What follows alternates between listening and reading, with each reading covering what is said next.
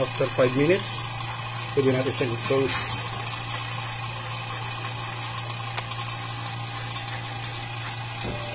Then, off natin. I-set aside ko lang ito. Then, ibabalik ko yung aking pito. Ito, ibabalik ko ito. Kung meron sana yung valve core natin, o pwede ko kung i-insert without tanggal nito.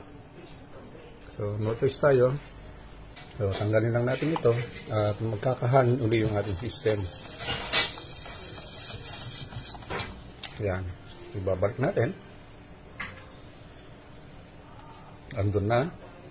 Ito yung pang-tighten natin. Yung cap ng access valve. Yan o. Yan ang pang-tighten natin.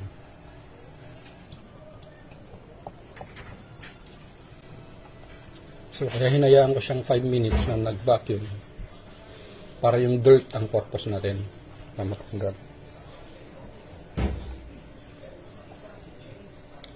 And then, ngayon, ang purpose naman natin na yung air at saka yung moisture na nasa system dahil hindi natin kailangan yan. Alright. Then, itin lang ulit natin yung process. Makikita nyo. Pumunta ng 0 yung ating gauge reading. Buksan ko lang yung ating vacuum pump.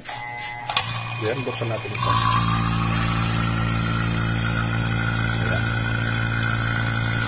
Nakikita nyo, dyan, meron na siyang air sa moisture na tinatanggal. So, tayo na natin ulit.